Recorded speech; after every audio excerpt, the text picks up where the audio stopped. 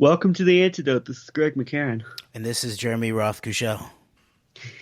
Um, yeah, so let's, I guess the big, we're gonna break, I think we're gonna break this show down into maybe two different segments, and later in the show, I think we're gonna be doing, I think you're gonna be doing some reading regarding a topic that we were getting into, that we alluded to at the end of our last show, and that is related to, as it related to somewhat indirectly and also directly to a lot of the Trump Ukraine intrigue going on, and we referenced at the end of the show, we alluded to the name Natan Sharansky. So I think we're going to get a little more into him and maybe a few other people as well. And I think the second half is going to be a little more reading heavy. And I think on the first part of the show, we're going to have more of a bit of just a conversation regarding elements of I think geopolitical policy in relations to Russia and what's going on and what is not going on in its relation of its handling of the war on terror and various media narratives around it. But I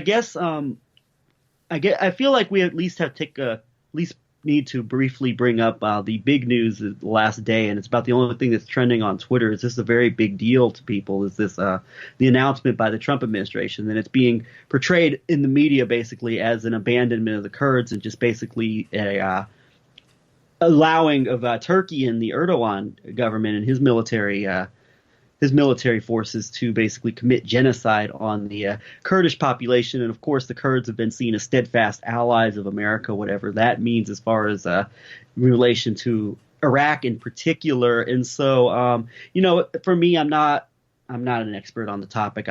This is not really, it's a little bit out of my pay grade to discuss this, but, I feel like we at least briefly mention this. And what are your thoughts on this story as we just still hours afterwards? Of course, this can be looked at in a number of ways, and there's some intrigue as to which foreign players might be urging the Trump administration to take this stand, make this move. But what are you seeing? What are your basic thoughts coming out of this news and reaction to this news?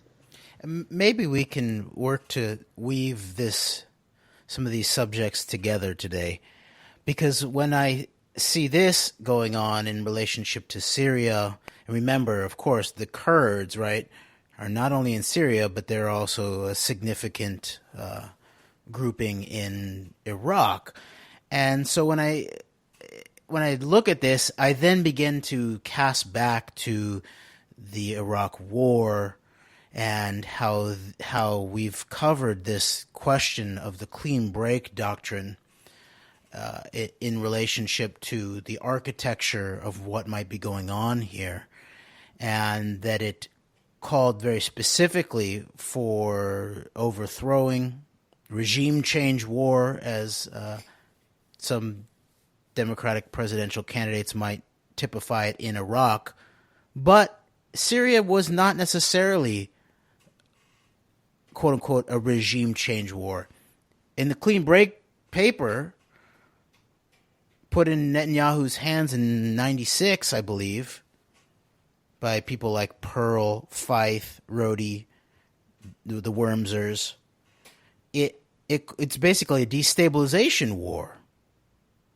And it is the case, right, that we then, it's really in Syria that the next generation of the war on terror boogeymen, ISIS, really makes its rise, at the very least in terms of being seen as a made-for-TV, Islamic bearded head-chopping boogeyman. And we also should be aware, of course, that it came along with the question of the public beheadings, right? And some of that is very questionable. We know that there was $500 million program, I believe it was, in the Pentagon for propaganda work of some sort, including things like potentially, that could include things like made for TV head chopping videos. And you can begin to really see also like this shift from Al Qaeda, which in many ways is it's a sort of shadowy. They're sort of a shadowy group. You never really see them. Every so often, there's like a little video clip of Bin Laden saying something. There's Zawahiri. There's a few videos of him, but then the next generation of the war on terror, per se, is ISIS, made for TV, really. And the quality of the video and the films, too, in terms of their head chopping, is very cinematic in many ways. And so it takes it from this sort of like this shadowy group to this front and center, the caliphate, those that are going to go and head chop their way to creating a caliphate across all of these regions that were coincidentally or not spoken of in relationship to these kind of documents, such as Clean Break or the Oded Yanon from the 80s, that reporting about the potential policy of balkanization or of splitting the surrounding Arab world surrounding Israel up in many ways. And of course, this is a longer term scenario, divide and conquer, an imperial project where there's different interests, different players. But this one that's very Israeli centric, I think, is becoming more into focus. And we've pointed out that it's Syria is where, of course, Russia gets very much involved. And the U.S. becomes more covert in many ways. Yes, it's recognized that the U.S. is operating in Syria, but it's seen as a very limited, overt operations there. Meanwhile, Russia is then invited in and sets up large shops, military shops in Syria, and continues to manage this whole aspect of defense in a way that we might see as very similar to the way that the Soviets apparently managed the Arab defense during the Cold War, where they managed it so that the Arab world would not be vanquished by the Israelis, but not enough for the Arabs to defeat the Israelis militarily. So managing what is called the Middle East, quote-unquote, conflict, right? And so I think that's what we're really beginning to see is a next stage of this. And this is an interesting move by the Trump administration. And this does look like a bowing and a hat tip to certain interests that were very well defined and seen inside of the 2016 campaign dynamics, including people like Michael Flynn, right? He was paid both by the Turkish elements and Russian elements, while he was then had also sat on the board of the NSO, Israeli Intelligence Cyber Offensive Tools Group, NSO, right? Pegasus software, potentially not only used to put in the hands of governments around the world to target dissidents, but also alleged to have been involved in some aspect of the background of the Khashoggi operation. Okay, so this is that's sort of where my mind goes is into the question of energy resources, right? That was always like Ray McGovern talking about what was the Iraq war about. It was oil, but it wasn't oil per se. It was an acronym. It was O for oil, I for Israel, and L for location. And it turns out that's actually pretty accurate, especially when you consider the I to be in the middle, the Israel to be the sort of the middle piece, the holding together piece. And so then when you bring in the location, it's not only about location in relationship to the U.S. Military operations and extensions into Afghanistan, although that's obviously a key piece of it. And I would also suggest that could have been the compromise, we might call it, between the Brzezinskis and the Kissingers and whatever their foreign policy disagreements over time were, and also then throw in the maybe more Israel firsters or Israel-centric aspects of the neocon, that Afghanistan was the compromise because it met everybody's needs in some way, right? But then quickly thereafter, it was on back towards Israel and their interest in their surrounding neighborhood, right? And so I think about energy in relationship to oil. There's the big question of the Genie energy in relationship to the sort of backers of the Trump regime and big players worldwide, really, including, I believe, Murdoch, Rothschild, Woolsey, but even former head of the Department of Energy and credibly accused in the Epstein network, Bill Richardson. Yeah. And so that's there.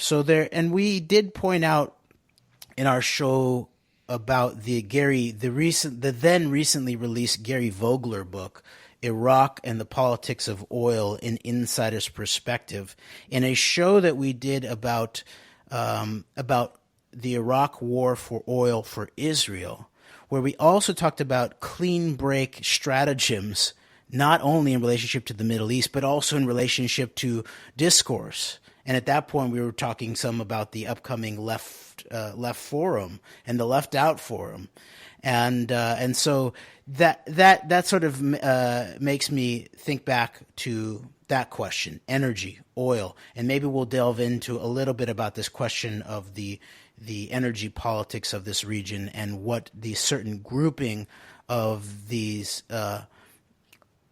this cell that was put into the Pentagon, the OSP, the OSI, people like Douglas Feith at the epicenter of that, Shulsky, people like Pearl, that the kind of strategies that they were pushing in relationship to Iraq, and it did have very much have to do with Israeli energy interests.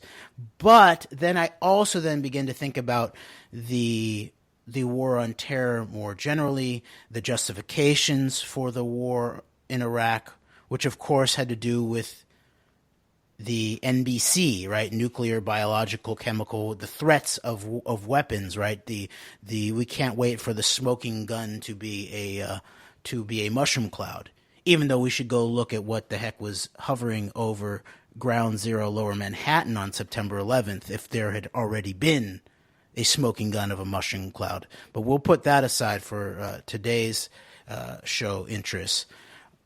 So there was that question, and then there's the question of biological weapons, right? That was sort of the national security justification for Iraq, the infamous Colin Powell in the UN, and the threat of anthrax and the mobile weapons laboratories. And that is and it's usually sort of made simplistic by saying they lied us into war. There were no weapons. That's not clear exactly how all that works. I believe, and this is a question also about the murdered scientist, UK scientist David Kelly, where the explanation, even the quote unquote conspiratorial explanation, is that he was murdered because he knew that the justification for the war was incorrect. But it also turns out that he had knowledge, it looks like, of what might have been going on at Israel's Institute for Biological Research, where they have worked on the question of producing ethnic specific bioweapons. And so that then sort of comes into the fold here too, in my mind, about what is the nature of that whole operation, the question of the biological weapons surrounding the Iraq war, and it having been sort of simplified to Saddam Hussein didn't have any, right? I think it's way more way more complex and way deeper and maybe more scarier in relationship, especially to these questions of the ongoing war on terror. Indeed, and I would agree with you on that. And I don't,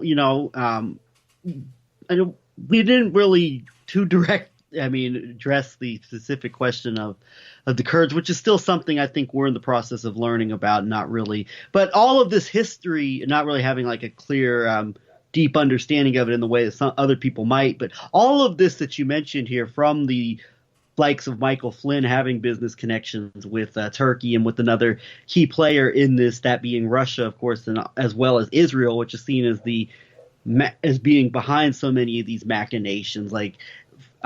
This is all, I think, critical, and it's all important to trying to at least tangle some webs out of this narrative that's going on. And once again, like so many other geopolitical things, I think it's much more complicated. It's not nearly as simple as just Trump is going to get us out of a certain country to stop the deep state wars or whatever. Obviously, it's not that simple, and it's not as simple as just the other way around either, that it's the benevolent U.S. DC establishment trying to step in for the persecuted Kurds, who I pretty much, it seems to me, have been used in a lot of ways, unfortunately, as PR for the Iraq efforts and for democracy efforts over the years. So none of this is that simple, and there's so many. A lot of what you just mentioned here, I think, is very important to trying to untangle some of the webs that are going on, and the various geopolitical reasonings for making a decision like this. But it's certainly not simple, and all of these things, I think, need to be taken very strongly into consideration. Yes, and at the same time, it seems fairly outrageous, just as outrageous as the involvement of all of these other countries in Syria, in terms of the U.S. now just sort of opening the space up for the Turkish military to come and run their operation against the Kurds, who at the very least were at least seen as being on the front line, and were on the front line in relationship to ISIS. But this is why I wanted to deal with the bigger picture here, because and it's understandable, because as people's lives are hang in the balance, as they are and as they have been, as millions of people's lives have been destroyed in many ways in relationship to these global machinations. There is a question of what is actually the larger organizing framework here. And I think that we do need to deal with that. And so this is also then why I thought it was appropriate again to get back into Natan Sharansky. And it may be that Natan Sharansky himself is a sort of minor figure in terms of his actual political power. That seems actually potentially likely, that he's not an actual major mover and shaker. But he is significant. He's definitely, at the very least, a significant symbolic figure, and in terms of what might be called soft power, and his awards in the United States, his closeness to aspects of the West, his role he's sort of like an Avigdor Lieberman type in terms of having been in a lot of different government positions over the years. And then he's also then ultimately became the head of the Jewish Agency, for the Board of Governors of the Jewish Agency, that is on the diagram that is said to be source. This is copyrighted from Veterans Today. Source: FBI Able Danger classified top secret /SC files on 9/11. This is who the FBI believed was responsible for 9/11 from the suppressed investigation, by Jeff Smith with Gordon Duff and Ian Greenhall. And Jeff Smith is a former IAEA inspector and a nuclear weapons specialist. Okay. And so in this chart at the top of this page, and again, I'll just remind people we've covered this before, but I just want to reference this. Debunking the 28 pages top secret 9/11 document revealed. And in this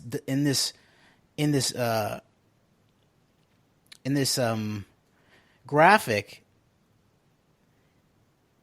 on the left side here, on the bottom, it says Jewish Agency BOG, i.e. Board of Governors, and they have a line connecting them to Israel and then Paul Kurzberg with Israeli Mossad in the middle. And then Eitan Wertheimer is right underneath that with a $250,000 in the box, connected to Steve Witkoff, connected to Bernard Kerrick's wife, Bernard Kerrick, and then the Gambino crime syndicate going the other way here.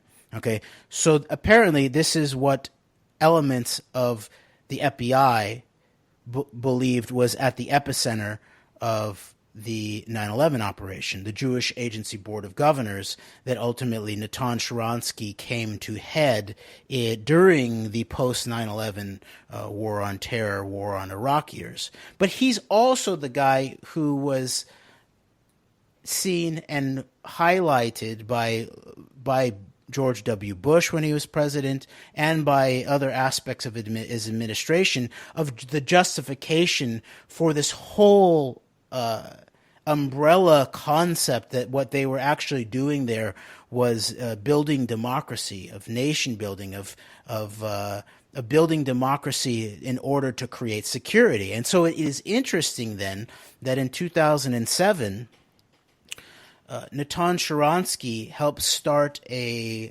conference that's titled Democracy and Security, I think it's titled. Is that right, Greg? I think that's what it was. The conference in Prague in, I want to say, May of 2007. Yes, and turns out that he's doing this conference, which is making this strong connection between the idea of the promotion of democracy, allegedly to be the reason for Bush administration involvement in Iraq and the larger Middle East post 9/11, and security, and so he's there with he's there with three international political figures. It's Sharansky, it's Václav Havel, and it's Aznar, the former Spanish leader. Yes, the official title document is the Prague document, and this was part of the Democracy and Security Conference that took place in Prague on June 5th and 6th, 2007. And the official document, as signed by, as you just mentioned, Václav Havel, Natan Sharansky, and Jose Maria Aznar, was titled the Prague document. So.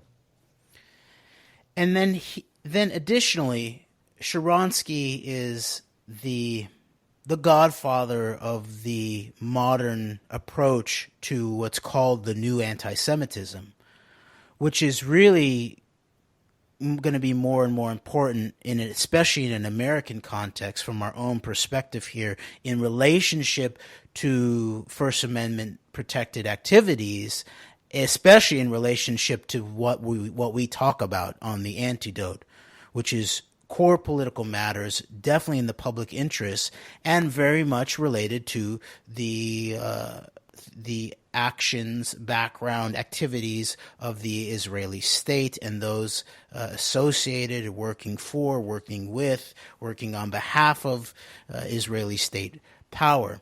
And then even like people like Deborah Lipstadt then come into that fold ultimately.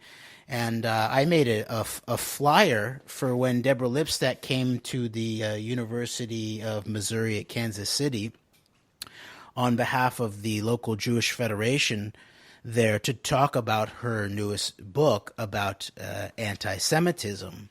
And I mentioned some of these issues around her intellectual godfather in this realm, Natan Sharansky. And I don't know if I should touch on a few of those points, Greg, from that flyer. What do you think? Yeah, feel free. Okay, I'm just going to read through a couple of these points. I'll start with the beginning so people know what the point of this is, because of course the reason why I made this up, and I was not actually allowed to pass this out at the event because it was said that it was a private event, but I did give it to a few people who were interested, and I did give it to the head of security of the Jewish Federation now, and I also had a paper that had two different Bob Petrakis articles on it. One, The Wexner War by Bob Petrakis, August 1st, 2003, and then Epstein's Columbus Connection by Bob Petrakis, August 5th, 2019. I wanted to point out that Lipstadt has been backed by Les Wexner and the Wexner Foundation for, it looks like, at least 2 decades to me. And as we've spoken about on The Antidote, as we've spoken about even with or to certain Democratic presidential candidates, including Naval Commander, what's his name? Mm-hmm. The Naval Commander?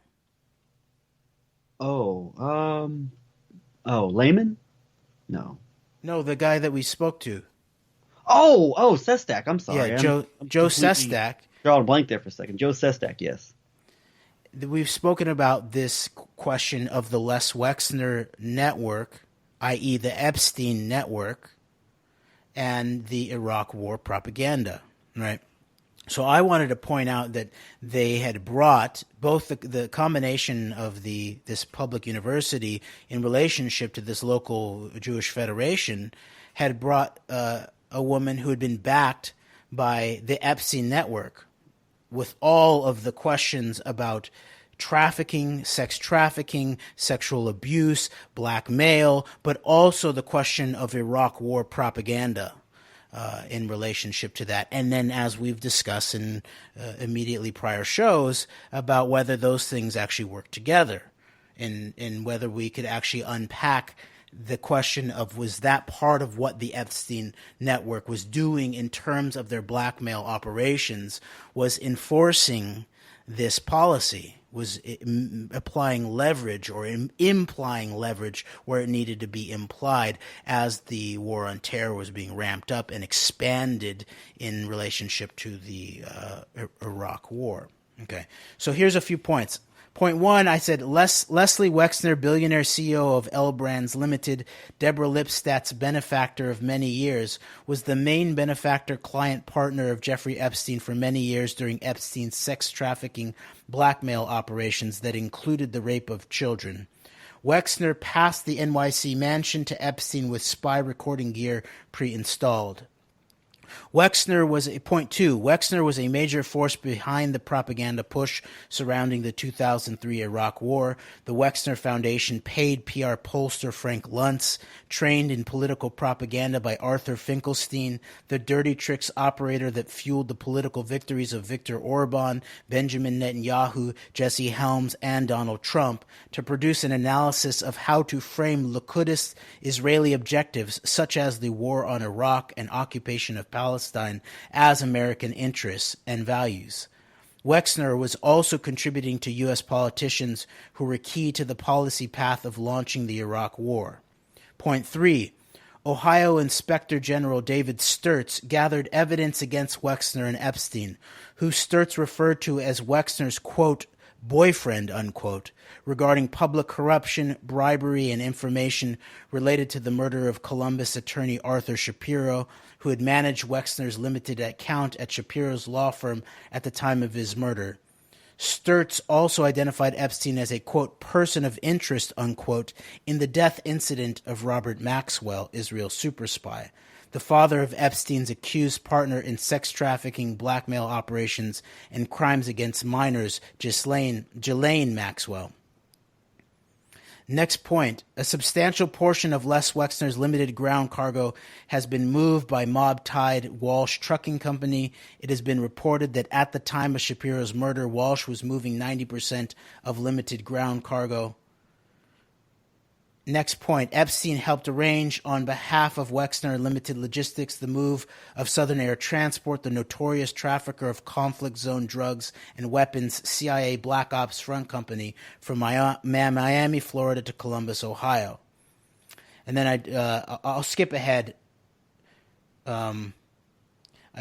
through the purchasing of the Lolita Express 727 jet that he flew to Pedophile Island from Wexner's Limited. The Black Book had many phone numbers of Epstein's Black Book had many phone numbers of Wexner, including a quote-unquote command center and armored Mercedes phone numbers. Maria Farmer alleges assault by Epstein with collusion by security at Wexner's mansion.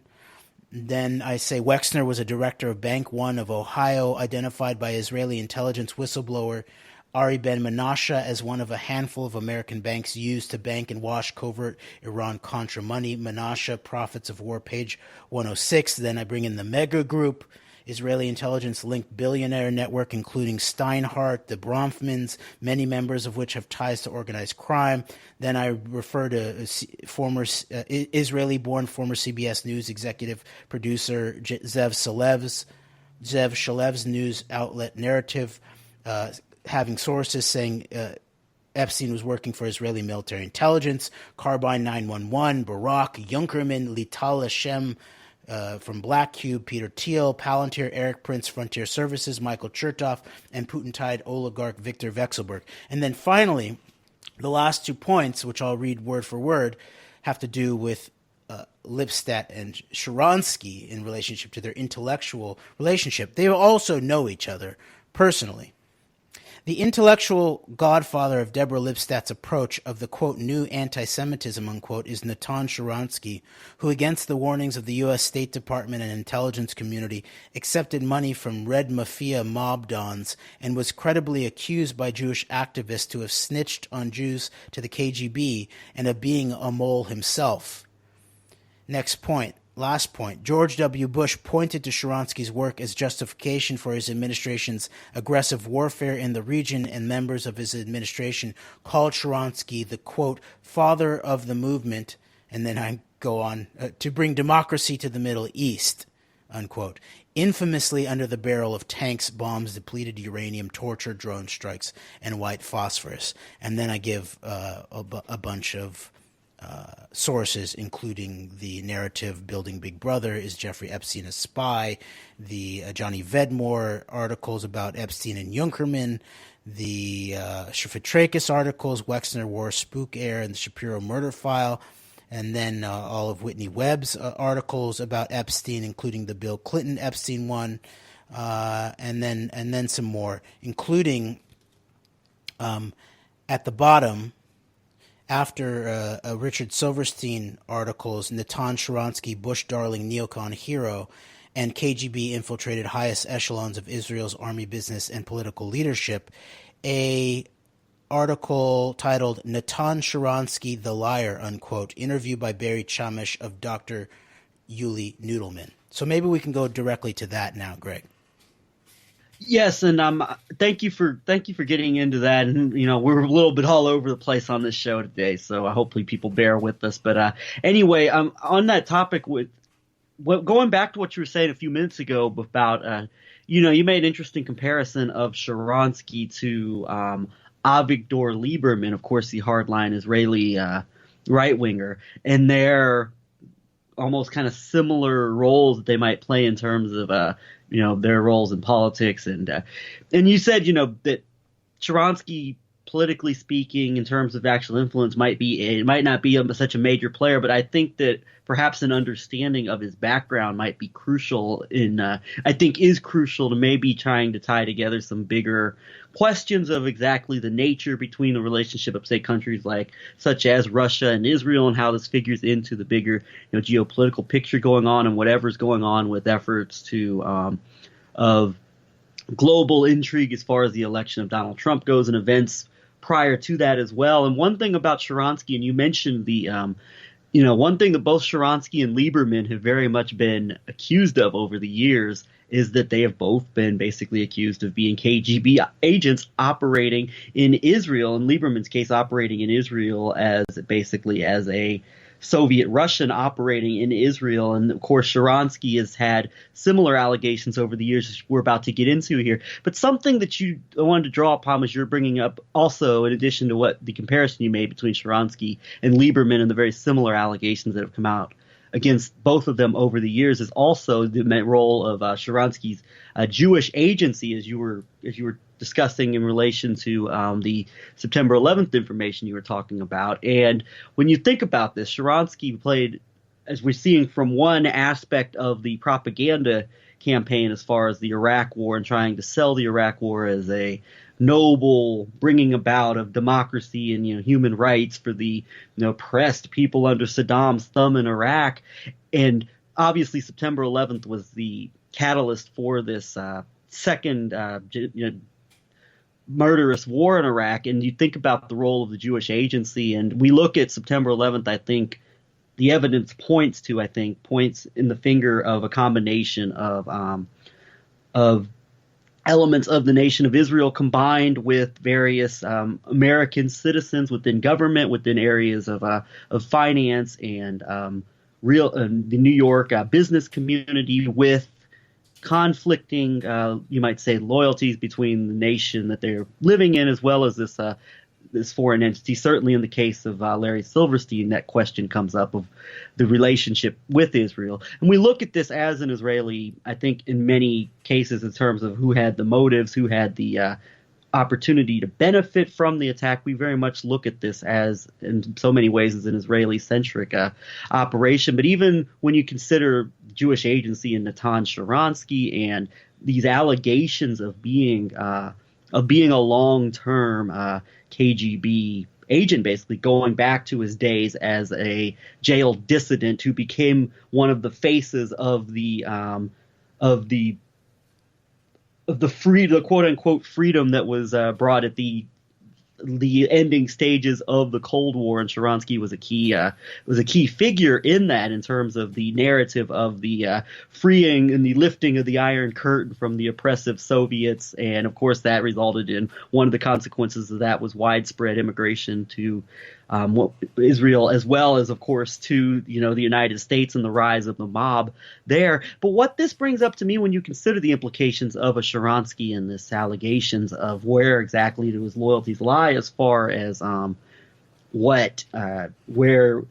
who he's working on behalf of and where his ultimate allegiances lie. This raises a question to me, is like something we've talked about among ourselves, is even looking at something like September 11th and the shaping of the war on terror as being even bigger than just just what we know and what we've, I think, rightly described as very largely being an Israeli Zionist centric operation. But I think even the whole intrigue around Sharansky raises questions, is the angles of September 11th, some of the motivations for it, some of the things that have happened since then. There's even a bigger angle at play than just Israel and just Israeli motivations in the Middle East and globally. And I think we'll come back to this in a few minutes before the end, when we talk about the nature of the conflicting narratives of the war on terror, and who's a hawk, who's a dove, who's peaceful, who's not. And so we'll get into that. But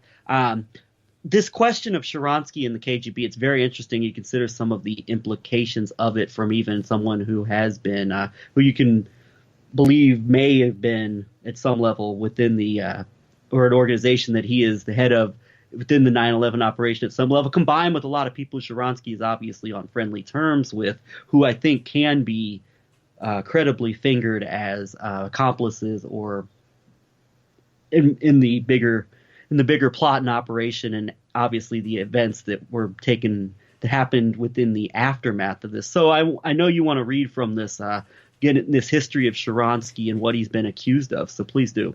Well, there's so much to deal with here, Greg, because we were going to try to deal with this idea of the horseshoe rhetoric in relationship to the war on terror, especially in relationship to Russia, in terms of the selling of the idea of the combination of Russia the holder of the line in term against imperialist West aggressive warfare at some level, and then also for others who are maybe more seen as the hawks in the war on terror, the Russia as the group that has the will, the force to take it to the ISIS enemy savages in a way that the sort of soft milquetoast liberal Obamas do not. And we pointed out the Dennis Ross article that was written during the 2016 campaign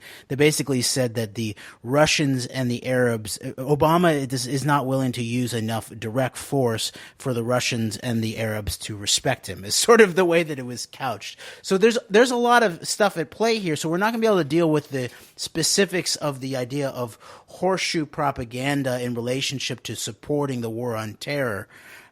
But maybe what we are doing is mapping out the possibility of looking at a horseshoe of geopolitical incentives or relationships regarding this question of the war on terror and the so-called conflict in the Middle East. And I would just point out that, it's always been talked about how the U.S. was trying to give the Soviet Union its Vietnam in Afghanistan, and how the Soviet incursion into Afghanistan helped lead to the downfall of the Soviet Union. So, and I've posited that you could flip the thing in relationship to post 9/11 United States of America in terms of almost everyone who's credible, at the very least, says that the Iraq War, when not looked at from a moral perspective, is one of, if not the worst, national security, as they might call it, blunder in United States history. And everybody knows that. It's not only a great moral and international crime, it's also taken away any remaining credibility that the United States might have had in relationship to being seen by the world as a broker of good faith in relationship to the Middle East. And we should also point out that the United States is engaged in a long-term war in Afghanistan.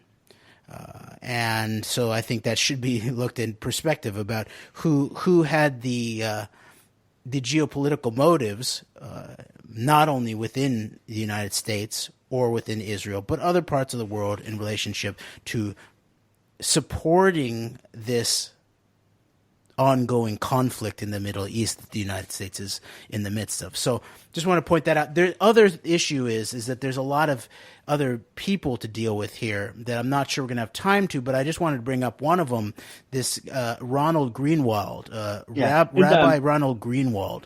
And real quick, thank you for addressing that. And I think that, I think we're going to make it a point to circle back to that in the conversation, a bigger conversation about the nature of the war on terror and the conflicting narratives. But thank you for taking the time to discuss that. And so now we're going to talk about Ronald Greenwald, who was known as Richard Nixon's rabbi, among other things. So okay, we can get more into this topic now with that. I just wanted to mention him and then actually get back into that Noodleman issue, just in case we run out of time. That he's a key player here, in not only in Red Mafia in Robert Friedman's book, where he is accused of being a key player in relationship to the epicenter of the new influx of Russian Jewish organized crime in the New York City area, but he was also seen as a preeminent deal maker and went behind the Iron Curtain and to East Germany and supposedly made lots of deals. And one of the most prominent of these deals supposedly that he helped make was Natan Sharansky, for Natan Sharansky's release. Okay, so I just wanted to bring that into the fold there, and like you said, he's one of Nixon. He's a Nixon guy, and so this is strong resonance. Not only the players including the Roger Stones, obviously, but also the format of this current moment in the Trump administration. There's a lot of Nixonian aspects to it, with some new twists, I would say.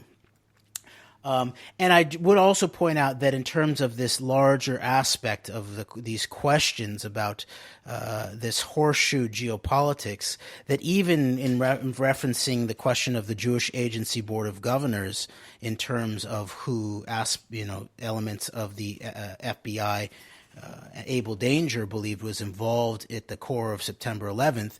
It's also Eitan Wertheimer who was on the Jewish Agency Board of Governors. Maybe he was the head at some point, I think.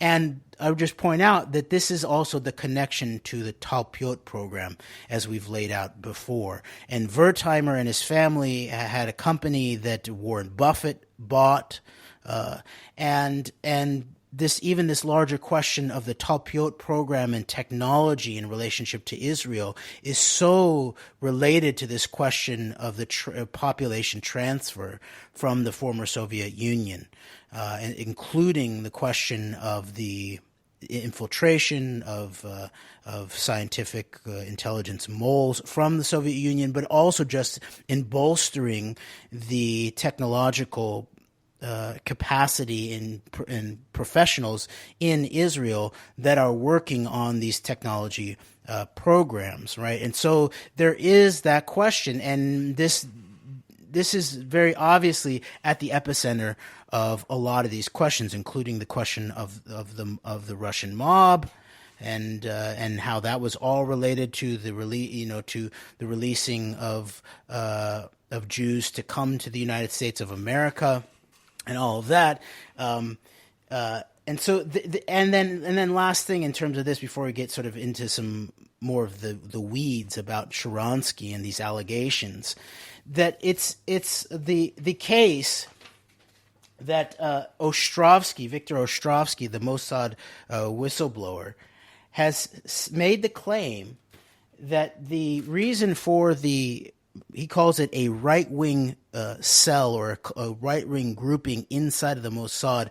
The reason for taking out Maxwell was that Robert Maxwell was hinting at that he had leverage to disclose the Mossad's relationship with the former head of the KGB, Khrushchev, in the palace coup against Gorbachev, which I would remind people that Ostrovsky, just like similarly to the Gordon Thomas book, Robert Maxwell, Israel Super Spy, says that the deal, the quid pro quo, in an era when we're talking about quid pro quos, the quid pro quo in relationship to Mossad backing of the Khrushchev palace coup was not and Ostrovsky says he said the release of Soviet Jews to Israel, and then he clarifies it. He said, in fact, the expelling of Soviet Jews to Israel. So there is this question, the usage of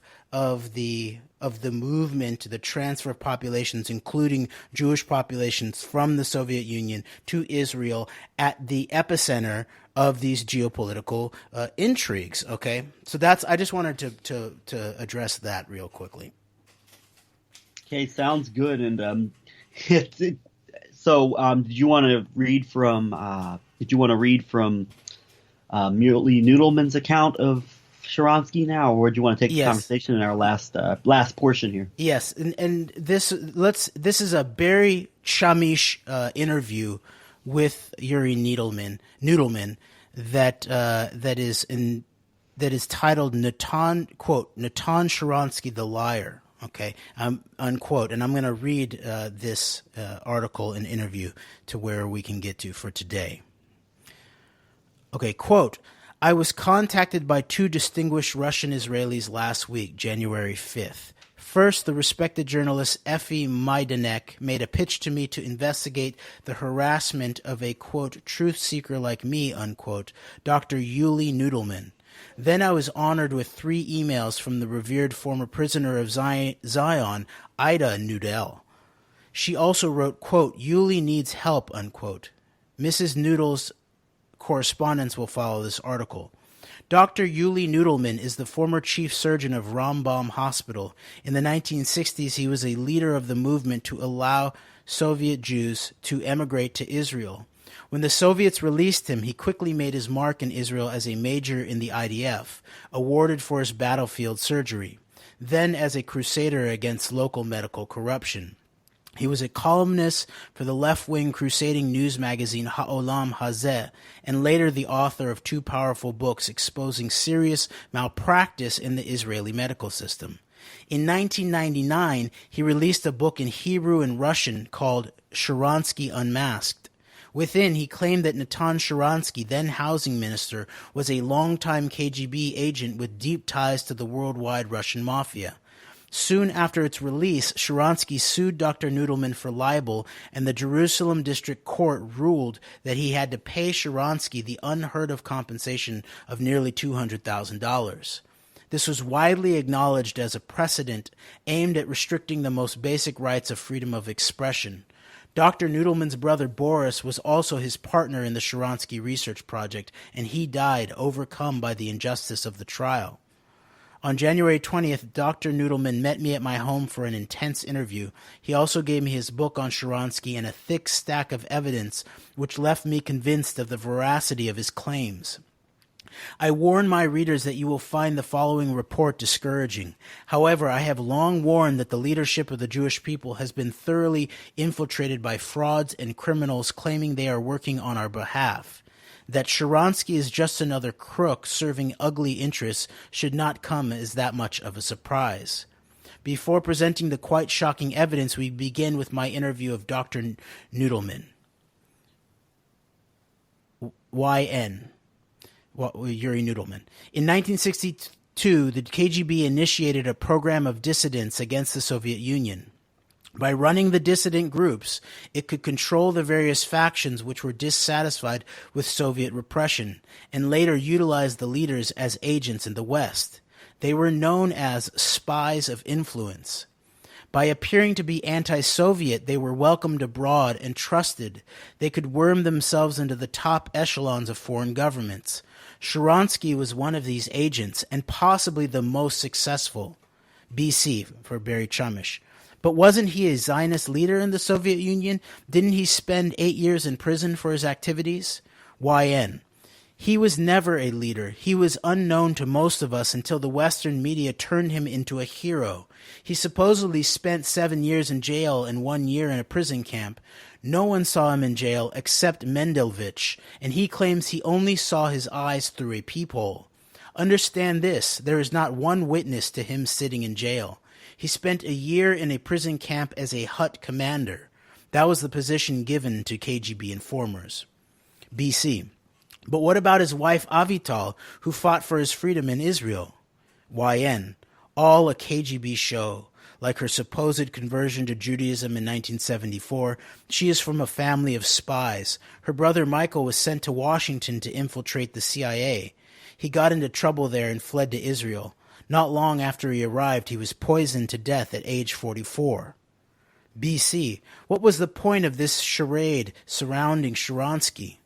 YN. He infiltrated Israel as a worldwide hero. Remember, he got here through a spy exchange, not simply released from prison and allowed to leave like all the rest of us. Within a few years, he was living in a $1.5 million home. Where did he get that kind of money? Next, he was in the government cabinet. Now he's really useful. When the powers that run America want Netanyahu to withdraw from Judea and Samaria, who do they send to the Y plantation? Their agents, Sharon and Sharansky. When the same powers seek a justification for attacking Afghanistan and Iraq, who do they turn to but the trusted Sharansky? Just last week, Condoleezza Rice called Sharansky the father of the movement to turn the Middle East democratic. When Putin is condemned worldwide for the slaughter in Chechnya, who comes to his rescue but Sharansky? Incidentally, that turned out to be a big mistake for Sharansky. That's a pretty interesting. Couple of different functions that Sharansky's being said to take part in. That's interesting that he was taking part in the Israeli basically quote unquote democracy in Israel, and then basically helping to whitewash whatever Putin's been accused of. Very interesting. Yes, it is. And I think it's also interesting that this book it does not look like there's an English translation of it. This guy was heavily sat on by an aspect of the Israeli legal system, Noodleman. And so I'm just going to keep reading a little bit more of this. We don't have that much time left, but we're getting to some other aspects of this that should be considered, and then we'll link to this. BC, why? That's Barry Chamish. Why? YN, Yuri Noodleman. Because after my book was published, he called in his chips. He asked Putin to release his whole KGB file to him so no one could ever see it. Then he released on the internet the parts of the file he thought would serve him best. He chose the wrong files to release because they revealed what we all knew. During his interrogation and trial in 1977 and 78, Sharansky gave the KGB a long list of Jewish activists. It was during his trial that the witch hunt against us began in earnest. Dozens of Jewish activists were arrested, some beaten severely. Sharansky was nothing but a dirty little snitch. These are serious allegations. Now we look at the evidence, much of which comes from the protocols of Noodleman's trial. What stands out is that a who's who of former Soviet Jewish activists testified on Noodleman's behalf, whereas not one witness except his wife testified for Sharansky. He could find not even one witness who knew him from prison and who saw his bravery in action. This section is titled, quote, Sharansky the Snitch. Deposition to Judge Zvi Segal, Jerusalem District Court from Ida Nudel. I testify as a former citizen of the USSR, grown and educated under a totalitarian regime persecuting any dissent, that Mr. Sharansky's behavior during investigation resulted in the profound suffering of several people who were subjected to additional persecutions because the KGB's attention to them had been drawn by Mr. Sharansky's 33-page request to the chief investigator of his case, Colonel V.I. Volodin. An attentive reader, provided he is a former Soviet citizen with an experience of conflict with the KGB, is struck by the difference between Sharansky's description of his imprisonment in jails and camps on the one hand and the personal experience of many people on the other hand. ... Mr. Sharansky disregarded the ethical norms of the group with which he identified and based his defense on requesting the KGB investigators to interrogate activists and participants of the emigration movement.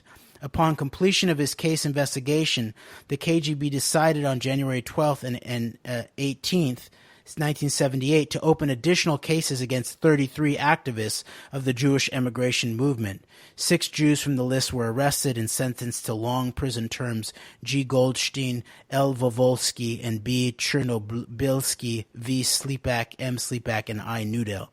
Okay, we're running out of time here, but I just do want to point out that Sharansky was accused of treason, which would include the death sentence, and which he did not receive.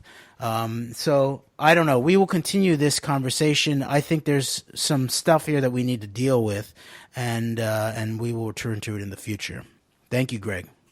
Thank you. And thanks for the listeners for bearing with us. I know we were a bit all over the place today, so.